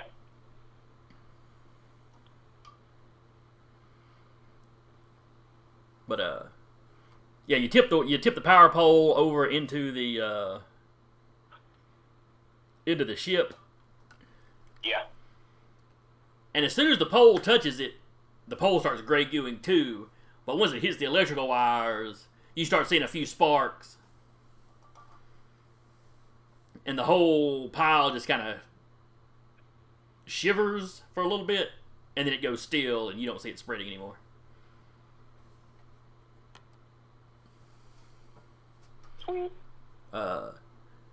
Inside the office, Recluse and Putty. This one here, it eats a certain distance into the wall, and then you see it stop and start shuddering, and it stops. Ooh, that's a relief. The other two outside keep going for a little bit, though. Alright, yeah, really, Recluse is gonna book it towards the security room, burst through the door, and start screaming, hey, you got a really big taser or a flamethrower or anything like that? We have a gray goo, and he does a finger quotes around gray goo situation here. The security guy jumps up, runs to the wall, opens up this cabinet, pulls out this big rifle-sized taser. It looks very familiar to you. And he's like, yeah, the company builds these for the police. Wow. Okay, thanks. And instead of running out to face whatever it is himself, he just tosses you the gun. Just point it and pull the trigger, it'll be fine. You grab another one and let's both go, huh? I only had the one. Oh. And he quickly closes the cabinet before you can look inside. I'm gonna follow him out there. See what a gray goo situation is. So yeah, yeah, I'm just gonna open fire on this thing if I still have time to do All right. that. The two guys, the piles of goo basically have expanded and combined to the point it's really just one big pile at this point. Alright. So what do I have to roll for this? Give me a coordination roll. Alright.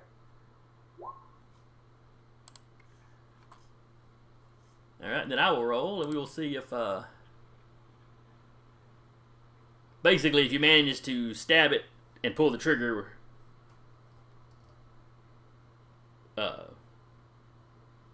as you're stabbing, as opposed to if you poke the gun in and then pull the trigger where it has a chance to gray goo the end of the gun.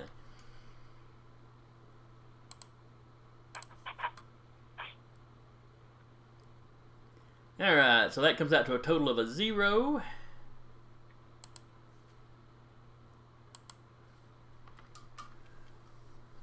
So basically you poke the gun in and as you pull the trigger you see the barrel of the gun starting to bubble up. It still discharges the electricity like it's supposed to, but it's eating away at some of the insulation, so there is some feedback along the gun where you're holding it.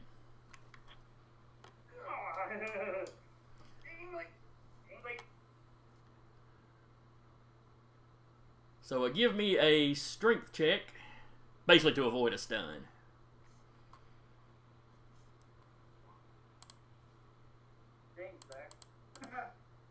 One of us has to start rolling crap. Okay. Much like I described with the Myrmidon, you sit there and kind of give a jump, like if you've ever brushed against an electric fence, at a farm. It's not a huge shot, but it's enough to kind of make you jump back. And that's all you get. But it seems to have done the job. The piles of goo stop expanding. Though they have gotten big enough, they have blocked the doorway now.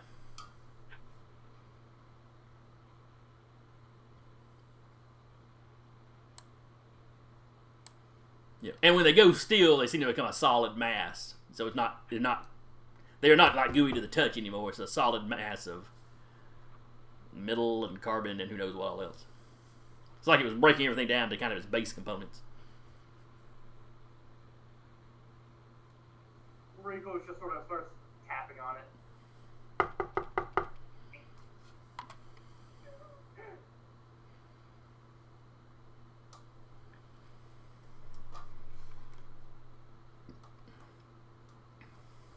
Alright.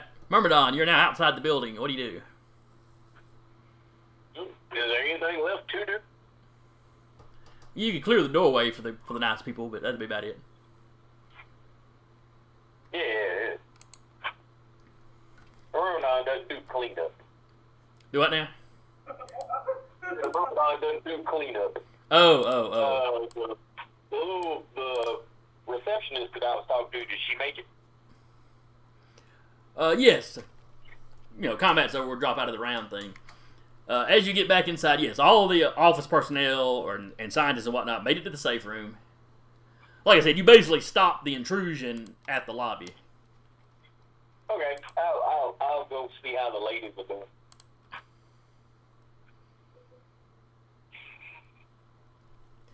Alright, so when the police arrive,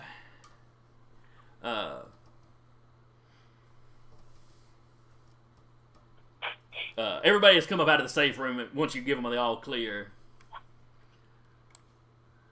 So everybody's just kind of standing around out in the front. The scientists are poking at the gray goo. Though at this point it's just inert metal and whatnot, so there ain't a whole lot for them to really, pick up on it.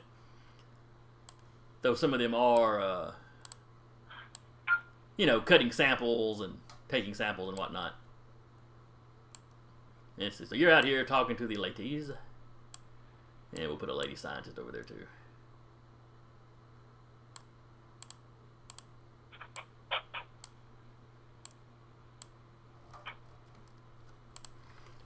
The police arrive. They begin taking your report. The officer in charge of the scene is a Sergeant Bartley. He seems to have a chip on his shoulder about you guys.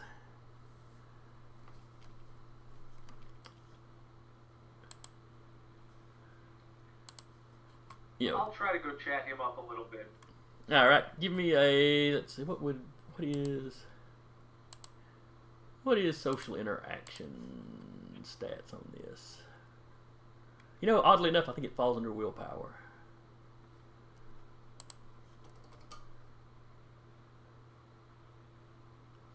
So give me a willpower roll. Alright, since I haven't used it for anything else, can I invoke like my aspect of like my laughing on the outside? Absolutely, Give absolutely. myself a bonus? I'll give you a +2.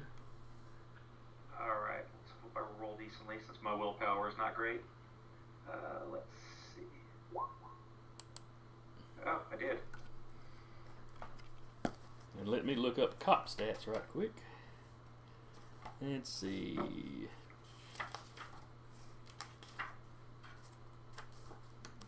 Soldier, thug, zombie, police officer. Here we go. They have an average will.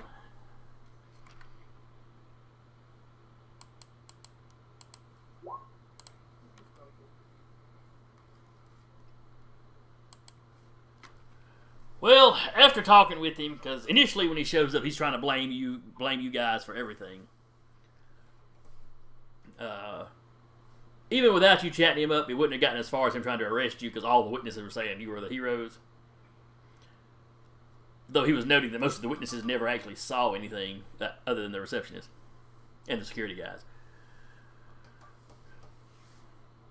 But you start talking him up, you calm him down.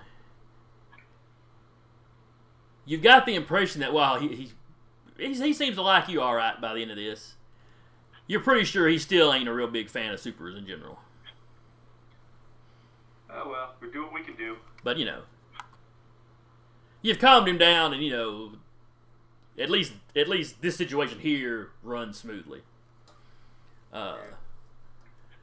You're finishing up with the police. A familiar limo pulls up. Bernard gets out again. He steps up to you. On behalf of Mr. Steele, I would like to thank you for your help in this. We're pleased with how it turned out. You kept, damage to a minimum. We really thought more of the facility would be damaged than was. We'll have to remodel the receptions area, and perhaps upgrade our security somewhat. But and he looks around at the all the damage out in the parking lot. The auto insurers will be paying out a little bit for this one, but no lives were lost. So Mr. Steele is quite pleased. He kind of kicks at one of the piles. Do we have any idea if there were people in there?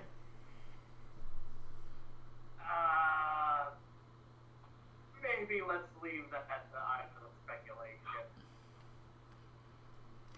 One of the scientists chimes in at this point. We're taking a core sample of it. We'll check and see how much carbon there is in the middle. But yeah, there's got those kinds of tech. All right, Sean, I lost you there for a second. What was it you said? Oh, I was just saying, I'd love it if we could figure out who the mastermind is, because there's got to only be a handful of people with this kind of tech that are also evil or malicious. Bernard nods his head. Yes, we'll have to begin searching through databases for any villains that are known to use nanotech. He's sure there's a couple there. Those inventor types are always coming up with strange things. Things that would be so useful if someone sane could get the plans for them. So you're standing there talking with Bernard. He's kind of, on behalf of Mr. Steele, asking you, how you want to spin this in the media. Do you want it, basically Steele will be happy to take your lead on this. If you want to say that you were staking the place out, that you had talked to him and you were staking the place out, they'll go with that. If you just want to say you were in the area and popped up like superheroes tend to, they can go with that. Honestly, I think the most believable course of action here would be we were staking the place out. Okay.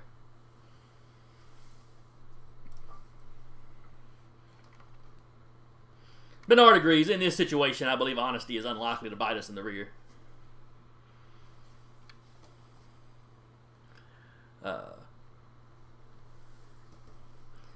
You talk to Bernard for 20 minutes or so. Several unmarked black vans begin pulling up, and an honest-to-God black helicopter lands in a clear spot in the parking lot. Several suited government types get out.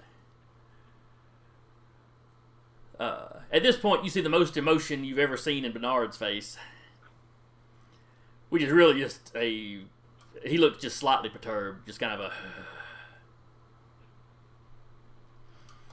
He glances at one of the scientists, and you see the scientist give him a slow nod, and then he walks over to talk to what turns out to be government guys here to confiscate all the potential super tech. Which really just comes down to these solid blobs of matter.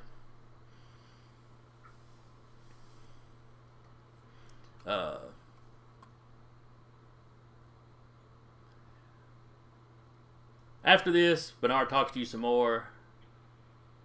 If y'all hang around, it takes an hour or so for the government guys to clear out, or to gather up everything. They question you all over again. They question the other witnesses all over again. And in the end, they leave with the remains. Bernard tells you that's not unusual. Government usually confiscates supervillain tech.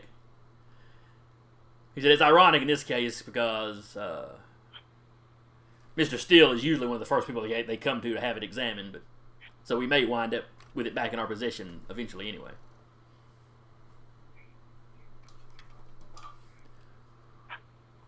But he thanks you for your time.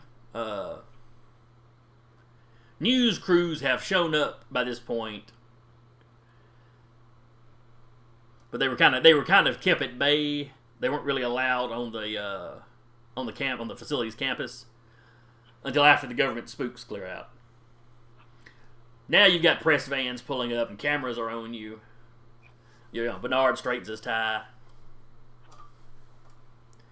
He presents the story just as y'all had decided. You had offered. You had spoken to Mr. Steele after the last attack. The two of you had come up, or your group and he had come up with this plan to stake out the other facility.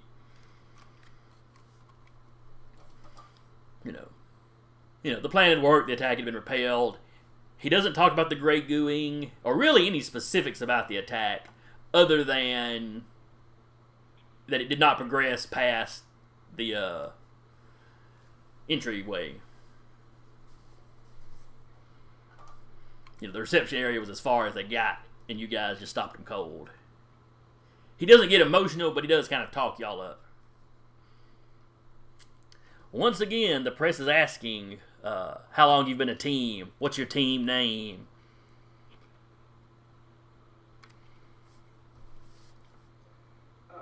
We'll make an announcement to the public soon. They're not happy with that answer, and they keep asking similar questions, and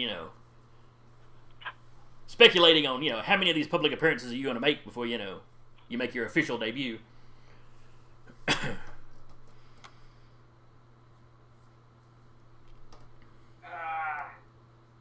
We're the Manford first response backhand him before he finishes talking.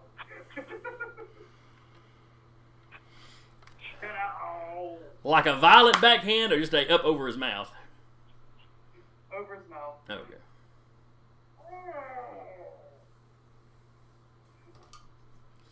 One of the reporters looks at, oh, y'all just really haven't decided yet. Okay.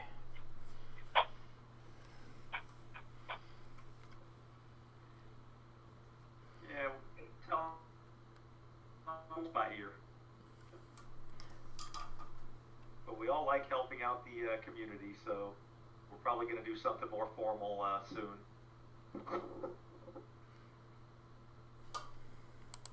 Alright, people start clearing out eventually. I mean, the press will stay there and talk to you as long as you want, but Myrmidon, the receptionist, slips you her number before she leaves. As well as I expected.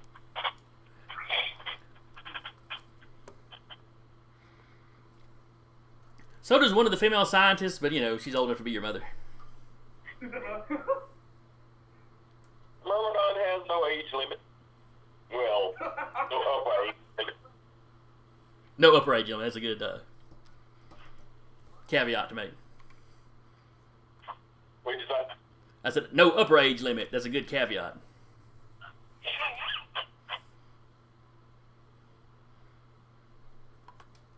All right. You never know. He may be a little R. Kelly. He may have no lower one.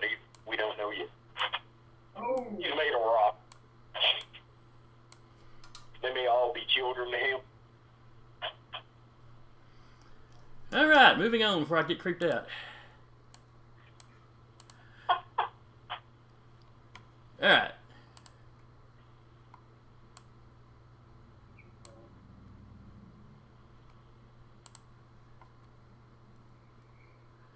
So anyway, you guys leave at least far enough away to to be out of the spotlight. Do you have a discussion about team names and what you actually want to do? I mean, at a certain point, we really do need to have it. Might as well have it now. But if we wait long enough, they're going to name us something awful. Yeah. The man-bird procrastinator. I was gonna go with Super Buddies, but I like yours better. What do you say? I think, I don't remember if we discussed this before. We should certainly, if we don't come up with a team name yet, we should at the very least come up with a way of getting a hold of each other. You know, burner phones or some, you know, encrypted back channel. You bring that up. So that we can actually, yeah. And I'll bring that up. So I'm happy to work on putting together some, you know, tech that we can at least maintain contact with each other. They had actually, with burner phones, exchanged phone numbers after helping the Mutant Underground. Professor Putty was not there for that, but and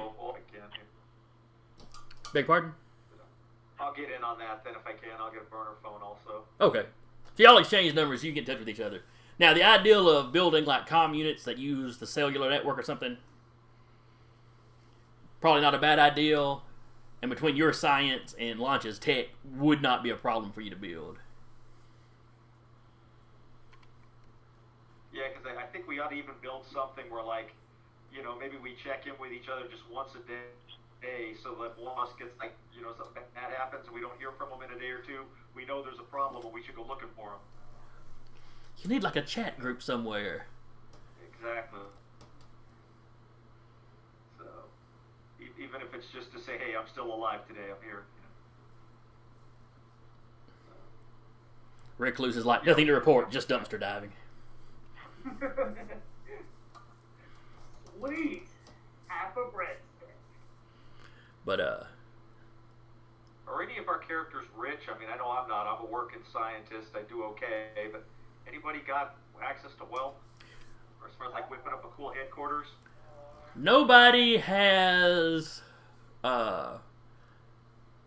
nobody put, like, you know, for their qualities, you know, nobody put millionaire philanthropist. All right. So we'll just have to hang out in someone's living room. It worked for the Amazing Friends. Yeah. I mean, they had a really nice living room, but, you know, it's what happens when... Well, what? It's always nice to have a Richards or a Tony Stark. Well, that's what happened to them. Iron Man guest starred in the first episode, and suddenly they had, you know, a transforming living room. Yep. Yeah, we'll have to invite Reed Richards or Tony Stark over to lunch one day and see if they feel sorry for us and build a headquarters. Professor Putty. The middle class Reed Richards. Reed Richards. I don't have any of those. I'm not as smart as Reed Richards. I don't have any of those super patents that just have money pouring in. I skim money from everyone's bank account, so I don't never put down how much I have, but I imagine it's a little healthy. Well, It's true. If you just took $1 from, you know, everybody's bank account in the world, you know, then you'd be a thief that has stolen millions of dollars. Hey, if we think the guy we yeah, like that's the first super group I've ever been in. maybe we We should were, ask him you know, to use the shady. super office.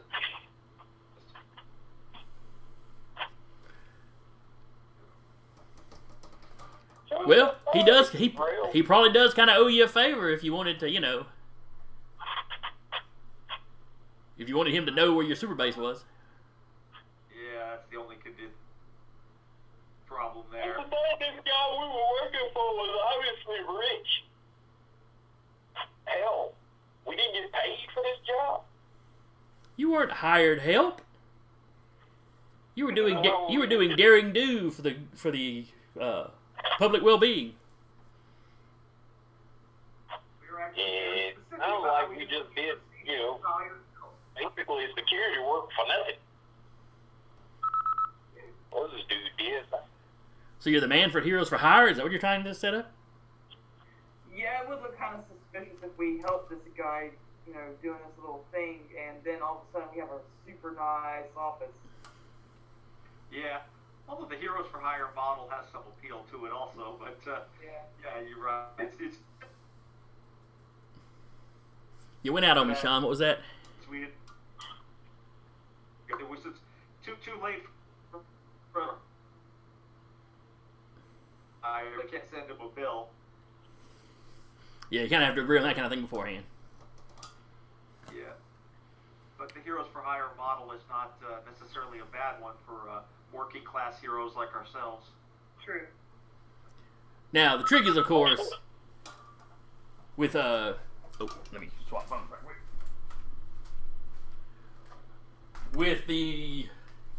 With technically being vigilantes, even if the government is fairly accepting of you, a public office might not be a good idea. True. Well, maybe we could do it the way artists do it, just kind of find ourselves some wealthy patrons who believe in our cause. Get some benefactors. You could do that. Let's see, what else? You have a contact with the Mutant Underground who's experienced with setting up safe houses. He might be able to hip you to a usable space. It might not be anything fancy.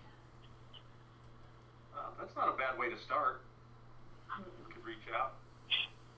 You know, out of character, to be honest, I had halfway planned on y'all having that access to that sewer area from the previous session, and then somebody caved in the roof.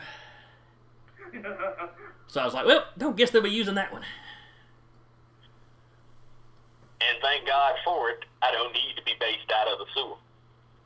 Yeah. It works for the Ninja Turtles. Yeah, it's nice. Our uniforms. I'm not trying to be based out of the sewer. I have a white lab coat. A sewer wouldn't work out well for me. It was unused portion of the sewer, mostly. Whatever. There was one small corner they were using, but...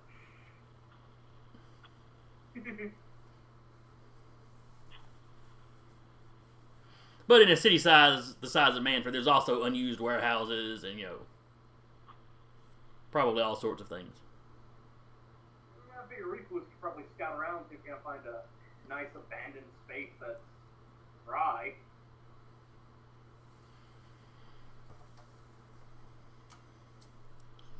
Alright. Yeah, we're finishing up a little early, but, So anyway, the characters have officially decided they're going to be a team. Where prior to this, you were mostly just kept running into each other because, y'all worked in the same town. So in your downtime, you'll begin looking for potential bases. If you think of any ideals of something you would like, feel free to drop me a mail.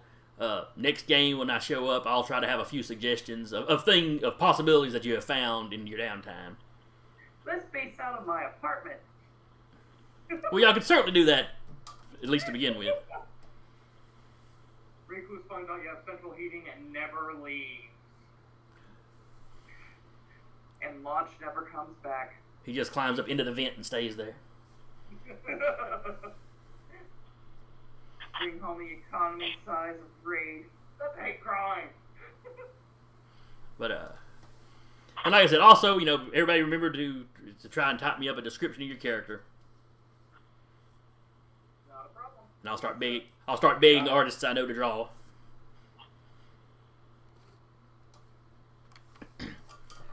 Well, I guess we'll go ahead and wrap up here then. I hope everybody enjoyed it, despite our continuing technical difficulties. Blame the dog. Yeah, it's trying to get old. I blame the computer too, because it shouldn't have been that hard. Unplug it, plug it back up. No. Yeah, no, that's not dramatic enough. Oof. Alrighty, y'all, have a good one. See y'all next time. All right.